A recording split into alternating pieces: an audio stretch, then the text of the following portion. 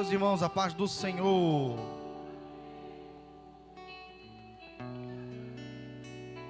Aleluia. Você que trouxe a sua Bíblia, abra no livro de 1 Reis, capítulo 18, verso 30. Faltando 10 minutos para as 9, vocês sobem. Umas 8 e... Tá cedo, né? 8h40 vocês sobem. 8h40 tá bom.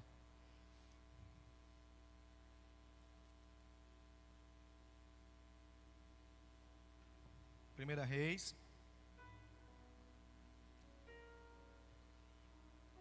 capítulo 18, nós vamos ler do versículo 17 até o versículo 39, tá bom? Eu gostaria que você mantivesse a sua Bíblia aberta, para que quando eu citasse o texto, o versículo tal, você já conferia aí o que eu estou dizendo, citar. O correto seria fazermos assim todos os cultos, né? A gente sabe que tem gente que não gosta de acompanhar ali na Bíblia, mas seria o ideal, né, o modo com que você aprenderia com um pouquinho mais de facilidade, tá bom? Então quem puder e quiser manter a Bíblia aberta para ir acompanhando junto conosco os textos e aquilo que o Espírito Santo vai ministrar no nosso coração, faça, você não vai se arrepender. 1 Reis, capítulo 18, versículo de número 17 até o versículo 39. Diz assim a palavra do Senhor: E aconteceu que, vendo Acabe a Elias, disse: És tu o perturbador de Israel? E então respondeu: Eu não tenho perturbado a Israel, mas tu e a casa do teu pai, porque deixastes os mandamentos do Senhor e seguistes a Balaal, ou Balaim. Agora, pois, manda reunir-se a mim todo Israel no Monte Carmelo, como também os 450 profetas de Baal e os 400 profetas de Azerá, que comem da mesa de Jezabel. Então Acabe convocou todos os filhos de Israel e reuniu os profetas no Monte Carmelo. Então Elias se chegou a todo o povo e disse: Até quando cocheareis entre dois pensamentos? Se o Senhor é Deus, seguiu; se é Baal, seguiu. Porém o povo nada lhe respondeu. Então disse Elias ao povo: Só eu fiquei por profeta do Senhor, e os profetas de Baal são 450 pessoas. Deis-nos, pois, 2 bois ou bezerros. E eles escolheram para si um dos bezerros, e dividiram em pedaços, e puseram sobre a lenha. Porém não lhe coloquem fogo. E eu prepararei o outro bezerro, e o porei sobre a lenha, e não lhe colocarei fogo. Então invocai o nome do vosso Deus, e eu invocarei o nome do meu Deus. E há de ser que o Deus que responder por meio do fogo, esse é Deus. E todo o povo respondeu dizendo: Boa é esta palavra. E disse Elias aos profetas de Baal: Escolhei para vós um dos bezerros, preparai primeiro, porque sois muitos, invocai o nome do vosso Deus primeiro, mas não ponhais fogo. E tomaram o bezerro que lhes dera, e o prepararam, e invocaram o nome de Baal, desde a manhã até o meio-dia, dizendo: Ah, Baal, responde-nos. Porém não havia voz, nem quem respondesse. E saltavam sobre o altar que tinham feito. E sucedeu que ao meio-dia zombava deles Elias, e dizia: Clamai em altas vozes, porque ele é um Deus.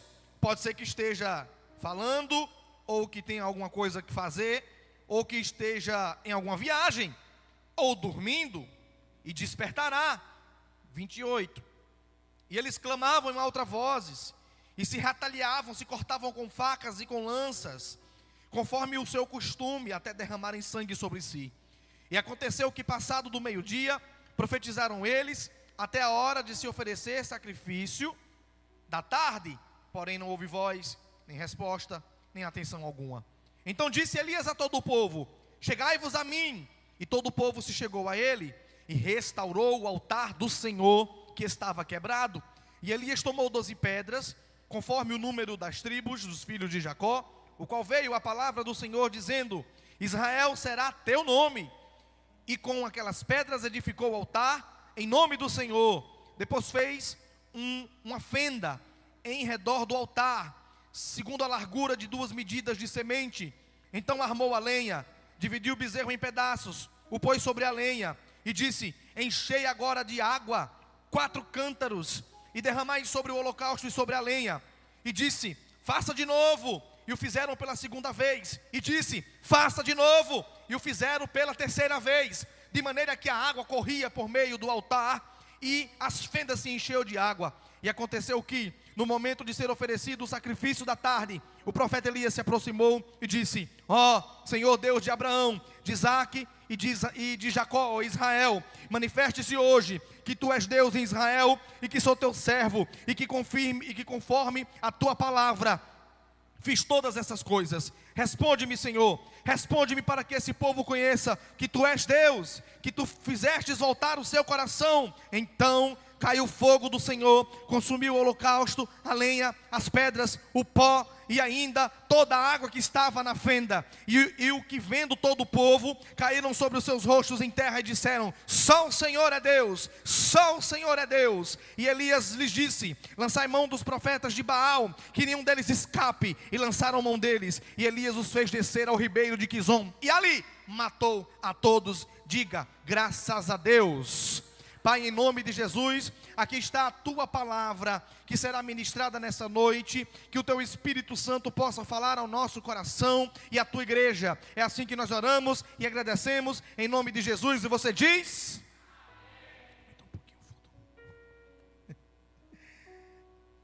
olha que história interessante. Mas eu quero fazer uma pergunta logo antes de iniciar, um pouco desconfortável essa noite. Você já entrou em um culto, olhou para o altar, cheio de instrumentos de última geração, projetor, banda ensaiada, som impecável, obreiros todos arrumados, e mesmo assim sentiu um vazio inexplicável por dentro? Você saiu do culto sem ter se encontrado com Deus. A música foi linda, o pregador foi excelente, o templo estava cheio, mas algo fundamental estava faltando. Sabe como é que se chama isso? Altar quebrado.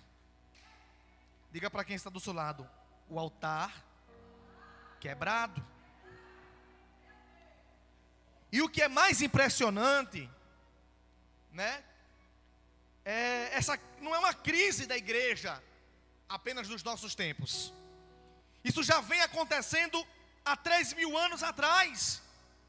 E Deus mandou um profeta, que nós lemos aqui agora, chamado Elias, para enfrentar exatamente esse problema. Para entender 1 Reis capítulo 18, a gente precisa entender o que estava acontecendo em Israel. O rei Acabe reinava sobre Israel e era o rei mais ímpio que a nação havia tido. A Bíblia diz em 1 Reis 16:30 que ele fez o que era mal aos olhos do Senhor, mais do que todos os outros fizeram antes dele. E quem era sua esposa? Jezabel, uma princesa de origem fenícia, que agora virou rainha, havia trazido para dentro de Israel o culto aos deuses de Baal e de Azerá. Os profetas de Baal eram 450 profetas, que tinham a função da adoração, do louvor, da ministração, como se fossem sacerdotes da casa. E os 400 profetas da deusa Azerá, que trabalhavam na organização do culto, na manutenção das coisas do culto, do templo, como se fossem obreiros. Todos esses sustentados pelo rei Acabe. Os altares do Senhor tiveram que ser derrubados para poder se estender o tamanho e caber ali as estátuas dos deuses de Baal e de Azerá. Jezabel havia ordenado que os sacerdotes de Deus que não aceitassem essa nova mudança fossem mortos ou presos, silenciados.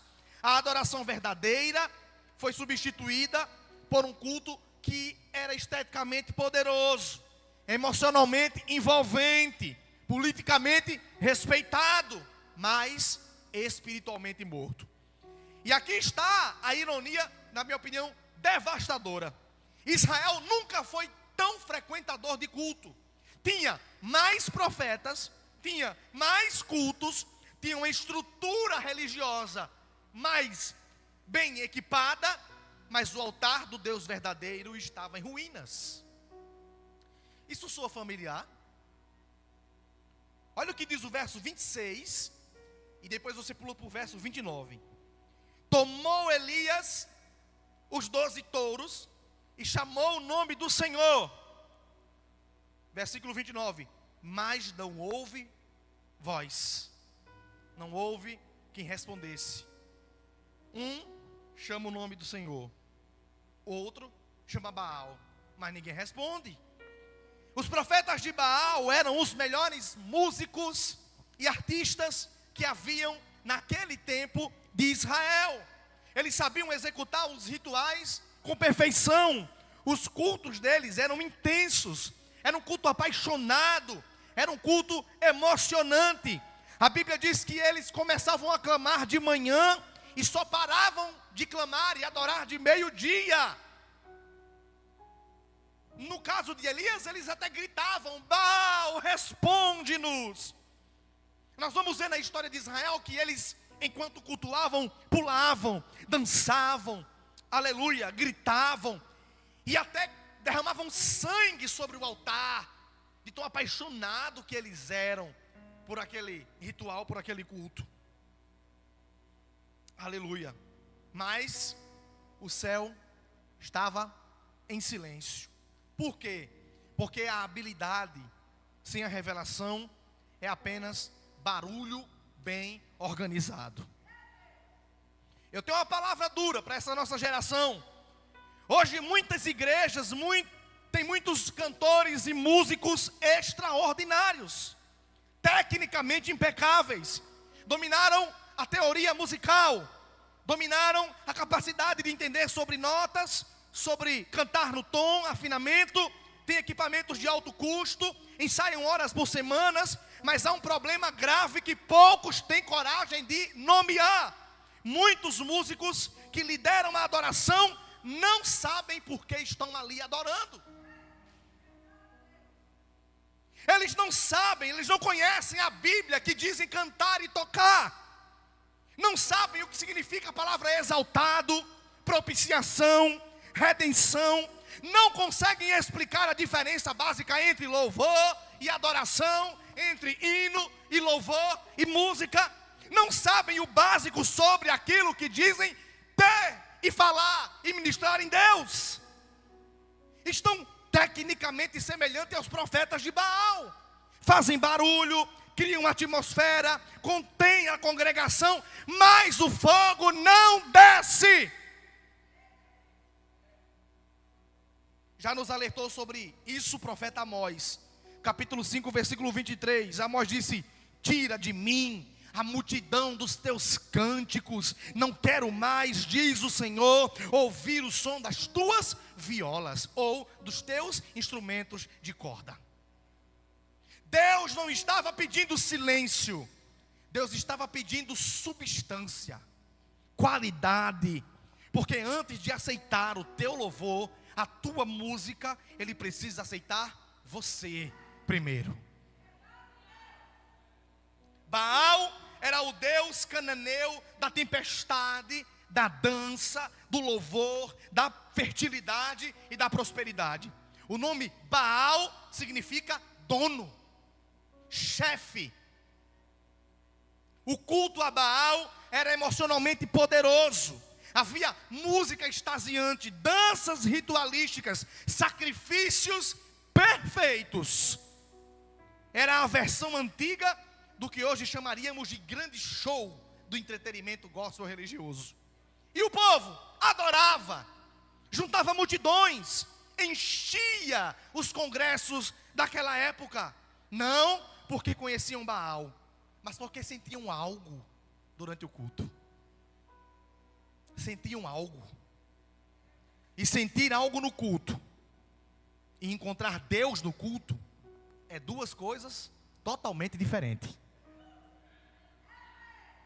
Tem gente que vai sair do culto sentindo muita coisa, mas não vai ter encontrado Deus no culto. E tem gente que vai ter encontrado Deus no culto e não vai sentir praticamente nada de alguma coisa.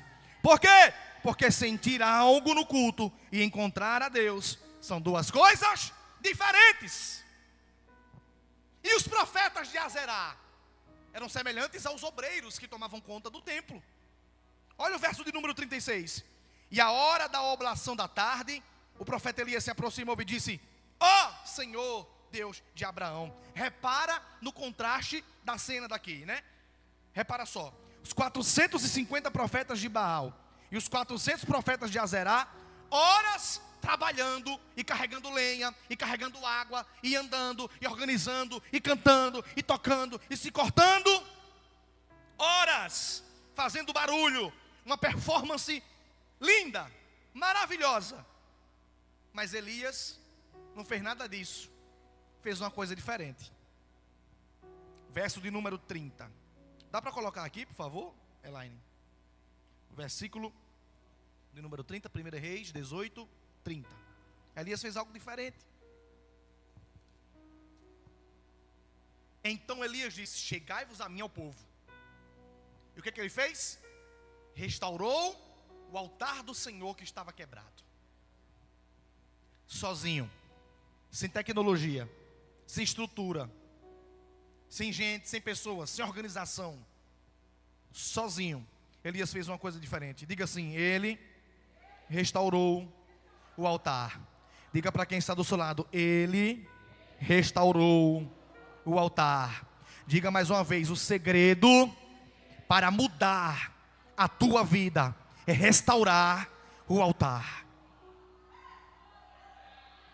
Ele restaurou o altar, organizou as pedras, preparou o sacrifício, mandou derramar água 3 vezes para se certificar que estava mesmo ensopado. E então orou uma oração de 60 palavras, mais ou menos 30 a 40 segundos, aleluia, menos de 1 minuto. Não foi uma oração longa, não foi uma oração dramática, não precisou de música, não precisou de ninguém dando glória, não precisou de ninguém dizendo eu te apoio, não precisou de obreiro trabalhando, não precisou de ninguém tocando, não precisou de nada, precisou do altar consertado, precisou de boa vontade, precisou de unção do céu. Não tinha efeito especial, não tinha banda tocando, não tinha projetor, não tinha iluminação, não tinha nem energia, mas tinha uma coisa: fogo caindo do céu e consumindo o holocausto do altar, e o povo dizendo: só o Senhor é Deus.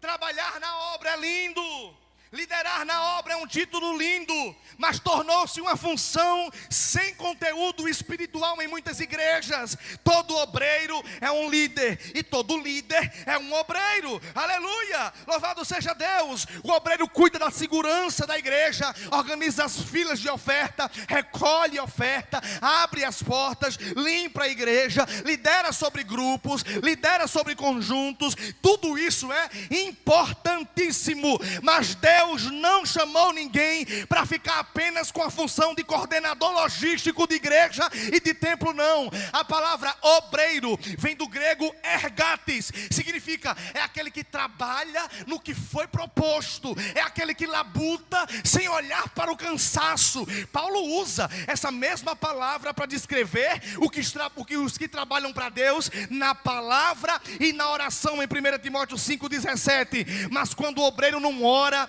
quando o obreiro não lê a palavra, quando o obreiro não se dedica na adoração e no trabalho do culto, aleluia, acontece uma coisa muito perigosa. Ele começa a ser igual aos profetas de Azerá, trabalha para a casa de Deus sem trabalhar com Deus. Ou você acha que não tem gente assim? Super dedicado na casa de Deus, mas não conhece o Deus da casa de Deus.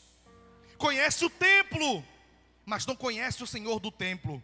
Sabe onde fica cada cadeira, cada instrumento, cada equipamento, cada função na logística da sua responsabilidade, mas não sabe onde fica o livro de Abacuque. Mas nunca ouviu falar que existe um profeta chamado Miqueias. Amós sequer sabe o nome da metade dos 12 apóstolos.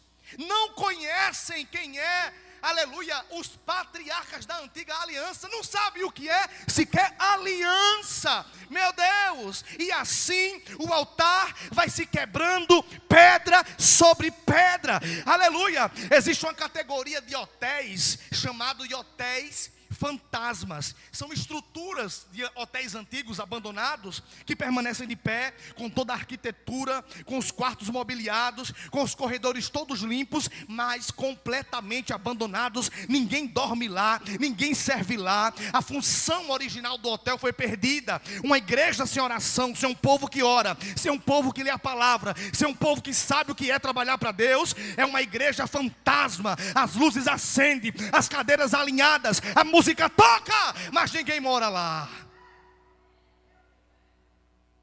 E aí o versículo 21 diz assim: e Elias se chegou a todo o povo e disse: até quando cocheareis entre dois pensamentos? Repita comigo: cochear. Muita gente para pouco barulho, diga cochear. O profeta disse: até quando para o povo cocheareis entre dois pensamentos? Se o Senhor é Deus, segue.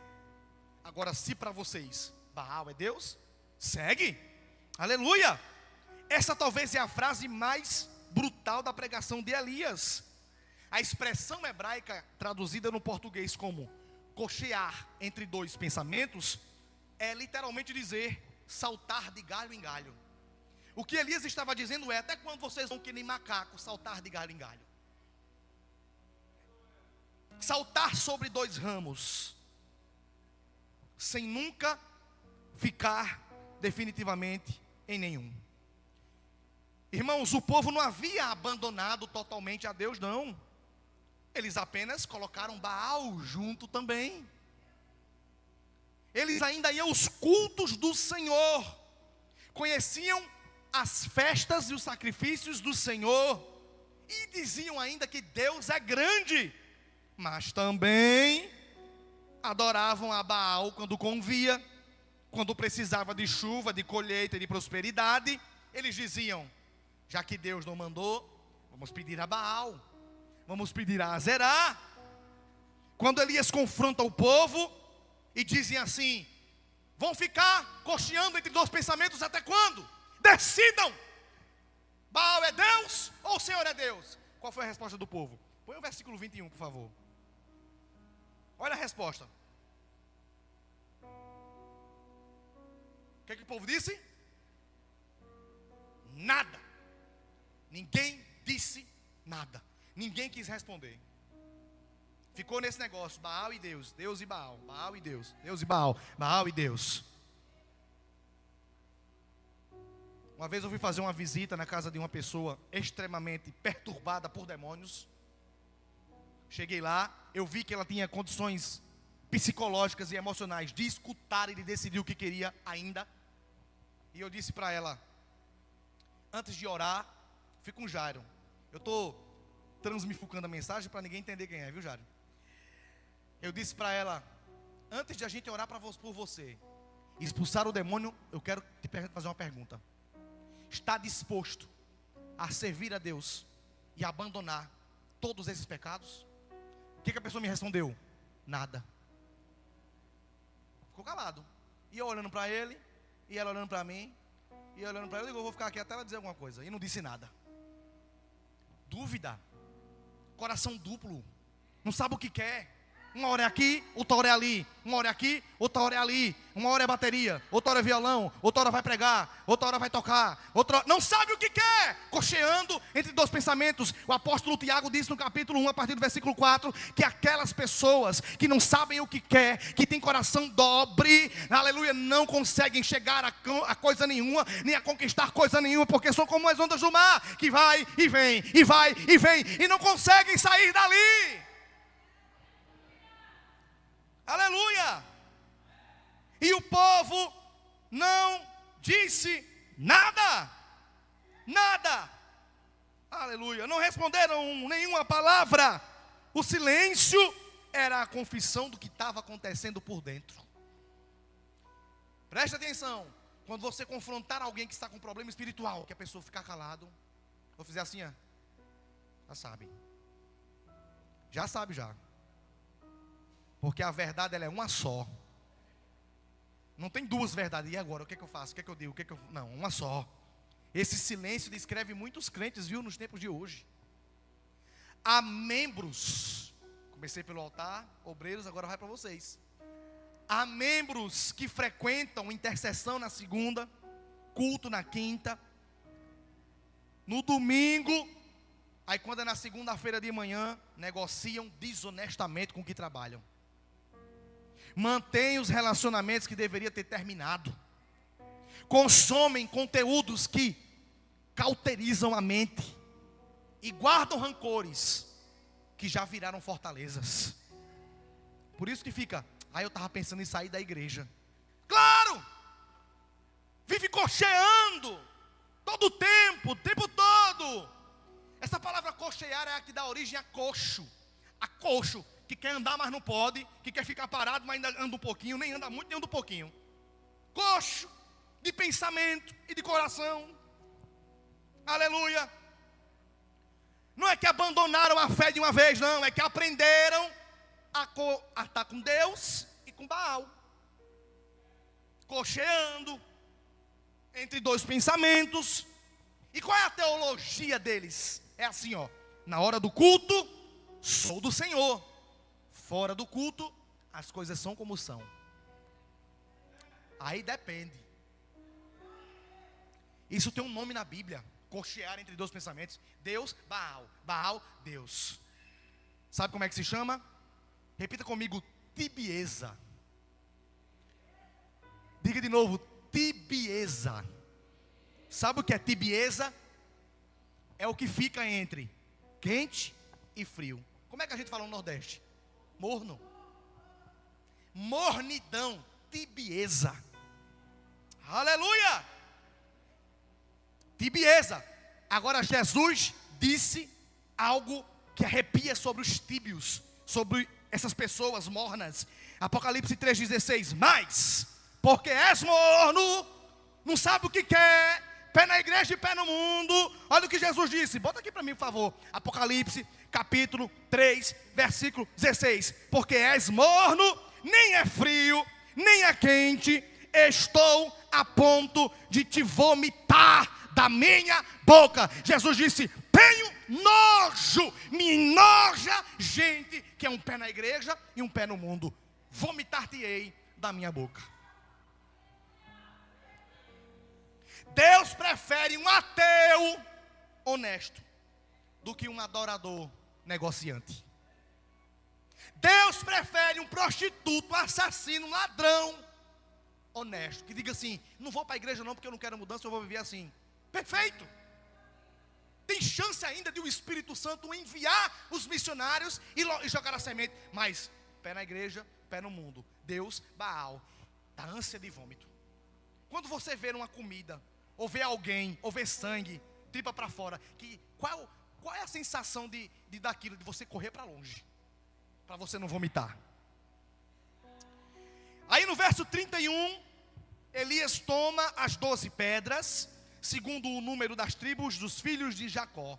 E antes de pedir fogo, Elias faz algo que parece até desnecessário. O que ele fez? Contou as pedras. Eu quando fui ler isso aqui, eu disse, oxe, ele mandou pegar 12 pedras, não foi? Aí as pedras chegou, ele foi contar. 1, 2, 3, 4, 5, 6, 7, 8, 9, 10, 11, 12. 12 pedras. Uma por tribo.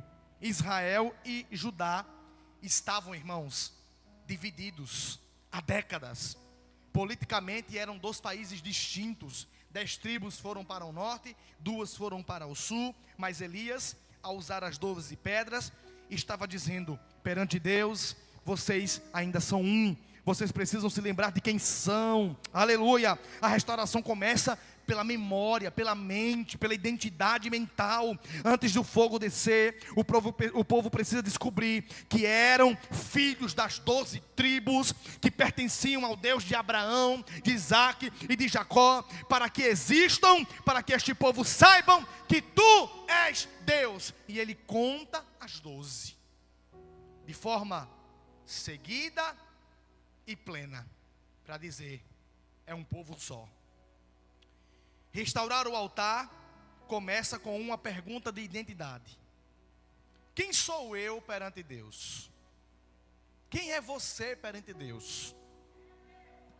Você é um verdadeiro adorador? Ou você é um frequentador? Deus e Baal, pé na igreja e pé no mundo. Primeiro nós precisamos fazer uma pergunta: quem sou eu para restaurar o altar? Os músicos, vocês que tocam, né, instrumentos, precisam perguntar: eu toco para Deus ou eu toco para o povo? Vai fazer diferença. Porque se tu toca para o povo, do jeito que tu subir aqui e ficar, tá bom. Do jeito que você aprontar a semana todinha e subir, pegar um instrumento e tocar, beleza, tá perfeito, ninguém vai perceber. O obreiro precisa perguntar: eu sirvo a Deus ou eu sirvo ao pastor, ou à liderança? Eu estou ali só para agradar, só para dizer que eu estou fazendo? Porque isso vai fazer uma diferença. E os membros precisam perguntar: eu sigo Jesus? Eu vivo Jesus? Ou durante a semana é um pé na igreja e um pé na seresta?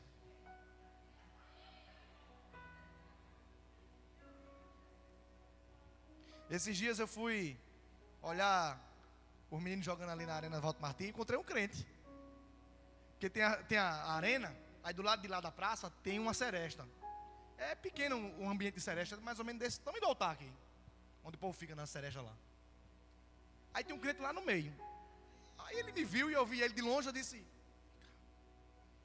tu tá fazendo o que aí?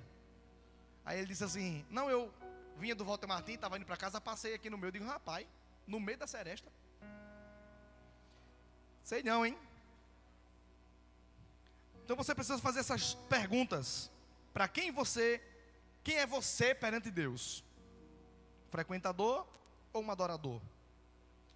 E aí quando Elias prepara o altar, restaura o altar, separa as pedras, coloca a lenha, o sacrifício, aí o texto vai dizer no verso 38: então caiu o fogo do Senhor, consumiu o holocausto, a lenha, as pedras, e consumiu até a poeira que estava no chão. Porque o chão de barro tem, né? Até chegar no barro duro tem a poeira, o pó em cima, né? Até a poeira consumiu o fogo. E a água que ele mandou encharcar, evaporou a água que estava na vala, na fenda. Note, quando o fogo de Deus desceu, consumiu o holocausto. O holocausto era o boi, né? Aquilo que se dava, o animal que se dava. A lenha, as pedras, a poeira e a água. Sabe o que eu aprendo com isso? Que quando o fogo de Deus desce, não poupa nada. Tudo o que o fogo toca, ele transforma. Qual foi a reação do povo quando viu aquilo? Eles começaram a gritar. Primeiro, caíram ajoelhados, prostrados para o chão, rosto em terra. E eles começaram a gritar dizendo: só o Senhor é Deus. Veja, Elias tinha feito uma pergunta, né, lá atrás: quem é Deus? O Senhor ou Baal? O cara calado. Mas quando o fogo de Deus desceu, que consumiu o holocausto, que a glória de Deus se revelou, Elias não precisou perguntar mais nada. O povo começou a olhar e a dizer: só o Senhor é Deus. Não foi uma decisão de liderança, não foi uma programação de evangelização, não foi uma campanha de marketing, não foi um evento que fez as pessoas mudarem. Foi o fogo sobre o altar restaurado que fez com que os incrédulos decidissem que Deus é Deus e mais ninguém. Diga para o irmão que está do seu lado: o altar restaurado e o fogo derramado vai mostrar que só o Senhor é Deus. Ministério Louvor pode subir, viu?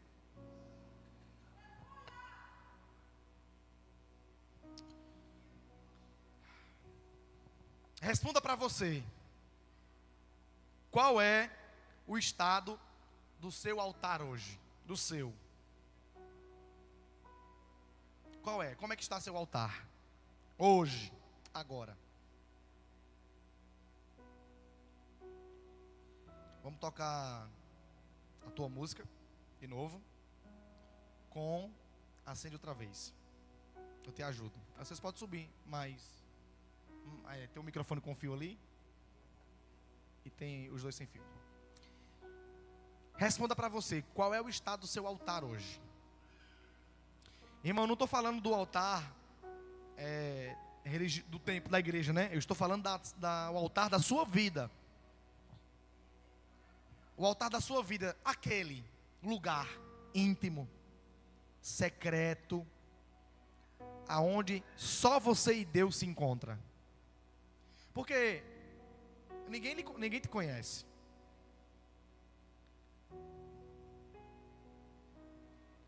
Jardiel não conhece Elaine, acha que conhece. Aí morar junto aí uns 100 anos, mas não vai saber muita coisa. Eu não conheço o Érica, a Érica não me conhece. Você não conhece sua esposa, nem seu filho, você acha que conhece. Mas se você soubesse, tivesse acesso a todas as imaginações, pensamentos e até feitos que você não consegue enxergar, você se espantaria e viria um monstro que você acha que nunca conheceu. Isso é para todo mundo, viu? Inclusive eu. Então, como está o altar da sua vida? Pode acessar o fundo, soltar o pé. Esse homem é ligeiro. Esse altar está restaurado ou em ruínas? Existe uma prática diária de oração ou apenas quando tem algum propósito? Quando dá coragem? Existe uma fome da palavra, uma leitura bíblica diária, ou tu não sabe nem onde é que está a tua Bíblia nesse horário? Cadê a tua Bíblia? Sei não. Quer ver eu me espantar quando eu chego com o menino e esquece a Bíblia lá em casa, que eu vou dar? Que ele diz assim, e estava lá? Eu digo, estava. Entendi, estou entendendo. Existe uma vida íntegra durante a semana, ou há um pecado que você negocia toda segunda, ou toda quarta, ou toda sexta, ou de noite, ou é de manhã? O Deus que respondeu com fogo a Elias ainda é o mesmo Deus dos tempos de hoje.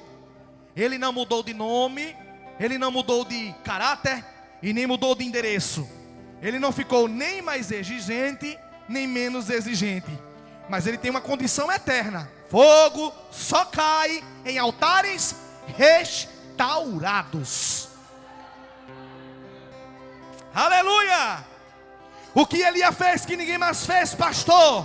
No Monte Carmelo havia 850 profetas, 450 de Baal, 400 da deusa Azerá. Aleluia! 850 profetas do lado errado e do lado certo. Eles tinham um número, eles tinham um altar, eles tinham um barulho, eles tinham uma adoração, eles tinham uma aprovação do rei, eles tinham um apoio com estrutura financeira, mas eles não tinham a presença de Deus. Eles não tinham o Deus que criou todas as coisas, que manda e desmanda, que abre a porta, que fecha a porta, que fala e ninguém faz. Ele não tinha o Deus que Isaías disse, operando ele quem impedirá, agindo ele quem impedirá. Eles tinham tudo o que o homem da terra podia oferecer, mas não tinha a presença que leva e restaura para o céu. Eles tinham tudo o que o diabo tem para oferecer, mas não tinha o poder da ressurreição que desafia a morte e o inferno. Onde está a tua vitória? Onde está o teu aguilhão? Eles tinham, aleluia, mas Elias sozinho não, só ele e Deus. Ele tinha Deus, ele tinha tudo. Escute isso, quem tem Deus tem tudo. Quem não tem Deus, ainda que tenha tudo, não tem nada. Aleluia. E ele é sozinho, orou 30 segundos e o fogo fogo escolheu o altar certo, porque o fogo de Deus não desce no altar errado, no cantor errado, no pregador errado. Aleluia! Não desce. Você pode rodar, correr, falar, mas o altar sabe o lugar certo. O fogo só desce no altar certo. O altar de Baal não tinha fogo, mas o altar de Elias, o fogo desceu. Nessa noite, Deus não está interessado no tamanho da sua banda, na qualidade do som, no número de membros, e nem da forma que você deixa a saudação, nem canta, nem prega, nem evangeliza, nem limpa, não. Hoje Deus está procurando quem está interessado em restaurar altares. Segunda Crônicas, capítulo de número 16, versículo de número 9. Olha o que disse Deus, aleluia.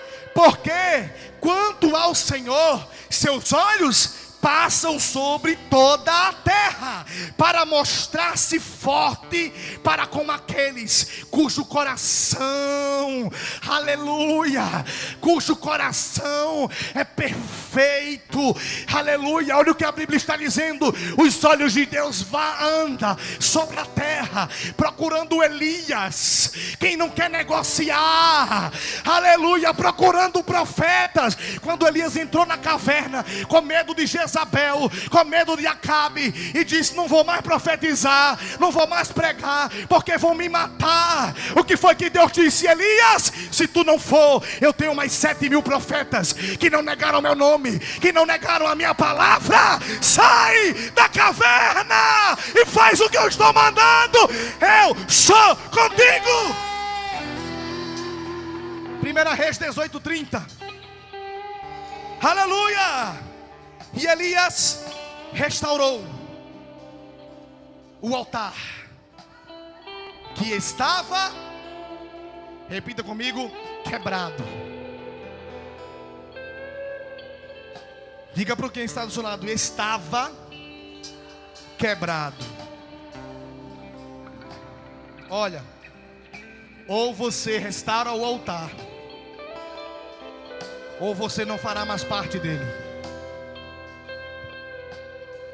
Músicos, cantores, obreiros, pastores, líderes, membros, ou vocês restauram o altar, ou não farão mais parte dele. Aleluia. Fique de pé essa noite, para a glória de Deus. Vamos ministrar, vamos orar, vamos louvar, vamos agradecer, porque aprove a Deus, por meio do Espírito Santo, falar ao coração da igreja nessa noite: restaura o teu altar, para que a glória de Deus retorne à sua vida. Aleluia.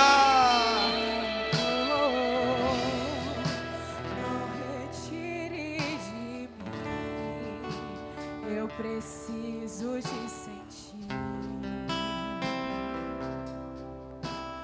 do meu lado. Do que adianta ter tudo na vida sem tua presença não for comigo. Espírito Santo,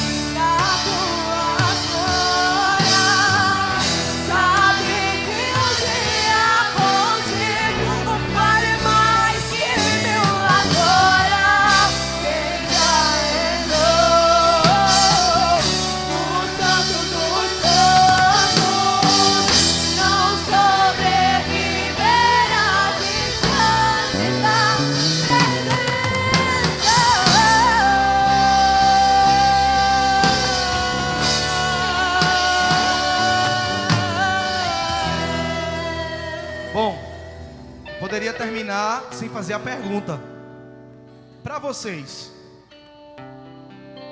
o Senhor é Deus ou Baal é Deus? Se o Senhor é Deus, seguiu. Agora, se Baal é Deus, seguiu. Essa pergunta revela como está o seu altar. Aleluia. Por favor, levante a sua mão aos céus assim. Pai, no nome de Jesus, queremos aqui, Senhor, apresentar os altares. Queremos aqui declarar, Senhor, que a tua chama, como aconteceu nos tempos de Elias, mas agora de forma espiritual e sobrenatural, acenda, Senhor, mais uma vez em nossos corações, em nossos altares interiores. O poder do teu Espírito Santo possa renovar, possa nos constranger de tal maneira a abandonarmos a velha vida a que não te agrada, a que nos está prendendo sobre um pecado de estimação, que não está, Senhor, permitindo com que os teus filhos rompam com essa mesmice espiritual, com essas ondas que batem, que arrazoavam, aleluia, as fronteiras desse mar, e ele não consegue navegar.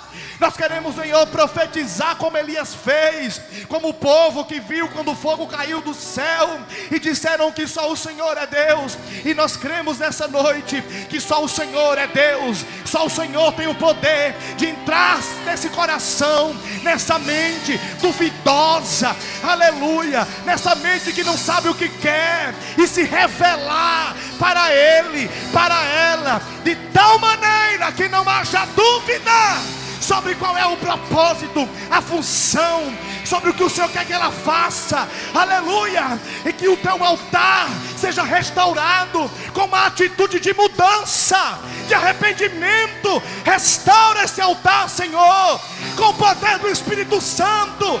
Nós declaramos sobre a tua igreja: Espírito Santo, tens liberdade aqui para atuar, para trabalhar, e nós te pedimos: acende outra vez,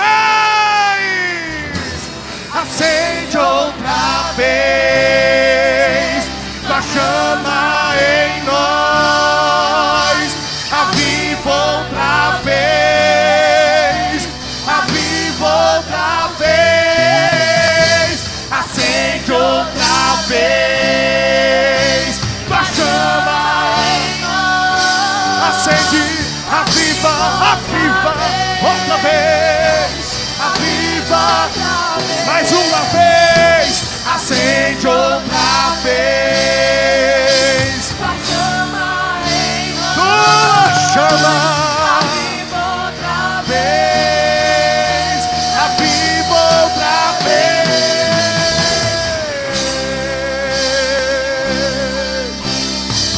Vem do alto com teu poder, Espírito Santo.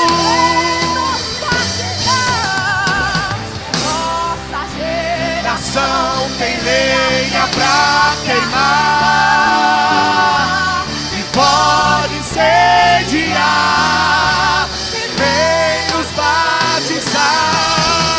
Na nossa geração tem lenha pra queimar,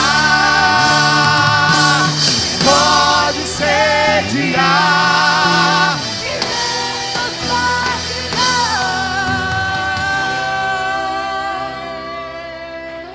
Senhor, está me mostrando aqui altares, viu? Altares quebrados, de jovens que sobem aqui para deixar saudação e pregar, de músicos que tocam aqui no altar, de obreiros que trabalham aqui na casa do Senhor, de membros que frequentam os cultos. Deus está me dizendo que tem altares quebrados essa noite, aleluia. E de pessoas que estão em casa assistindo essa transmissão, altares quebrados essa noite. Mas, irmão, louvado seja Deus, que por meio da sua graça poderosa, deseja Ele restaurar a tua vida de tal maneira que você volte até a ser alguém que carrega essa presença gloriosa, essa presença maravilhosa, porque não adianta pregar sem o fogo, não adianta cantar sem o fogo, não adianta ministrar sem o fogo, não adianta trabalhar para a casa de Deus sem o Deus da casa. Mas nessa noite, levante as suas mãos aos céus. Nessa noite, o Espírito Santo de Deus está acendendo a chama que se apagou, em nome de Jesus. Receba de volta a unção do Espírito Santo, que te leva para frente, para a obra, para o serviço, para o altar, novamente. Meu Deus, nós cremos, meu Deus.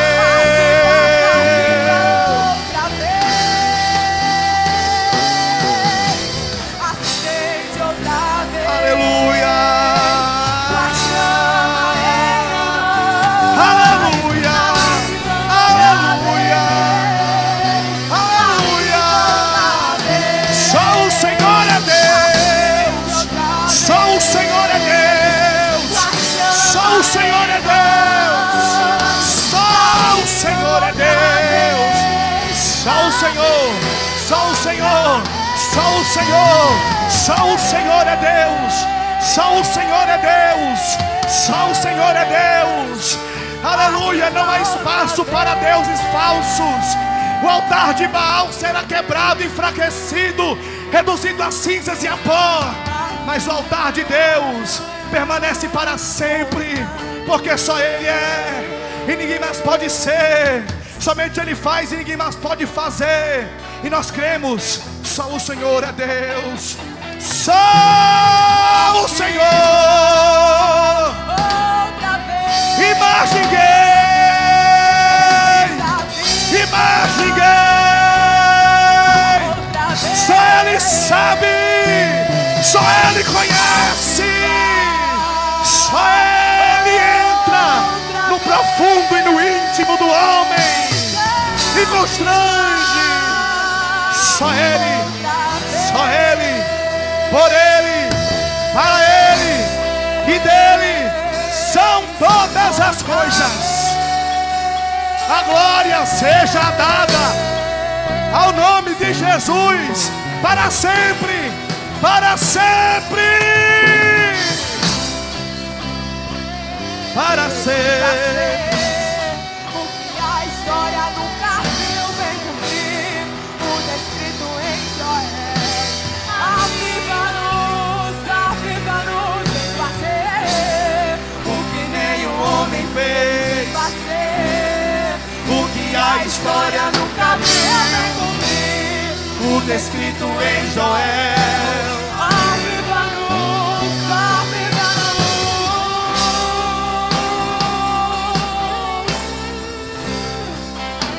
Aviva-nos, Senhor.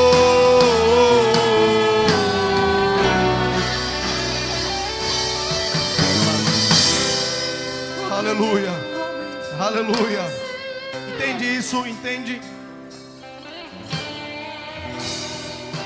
Se Deus é Deus, seguiu. Se é Baal, seguiu. Diga para o irmão que está do seu lado, daqui para frente, suas atitudes mostrarão se és de Deus ou de Baal. Erga as mãos aos céus e aplauda o Senhor Jesus nessa noite. Tem alguém nessa noite que ainda não entregou a vida para Jesus? Ou tem alguém nessa noite que quer renovar a sua aliança com o Senhor? Se tiver, erga as suas mãos, nós queremos orar por você. Tem alguém? Tem alguém que quer renovar a aliança com o Senhor? Ou aceitar a Jesus como o único Salvador? Tem alguém nessa noite? Cansei, viu? Falei, hoje a pregação foi um pouquinho mais longa, mas só o Senhor é Deus. Que Deus possa te levar para casa seguro e guardado de todo mal, que a unção do Espírito Santo possa te proteger, que os anjos possam ir à tua frente, atrás, do lado, do outro, em cima, embaixo, protegendo e guardando você, e que você possa ter uma noite de sono reparadora, em paz, deitar e levantar para mais uma semana de bênçãos. Em nome de Jesus, a igreja diz: concha com as mãos, que o amor de Deus, a graça do nosso Senhor Jesus e as consolações do Espírito Santo estejam sempre com todos, não só agora, mas para sempre. E você diz: tchau, até quinta-feira. Quinta não, é domingo, até domingo, se Deus quiser. Domingo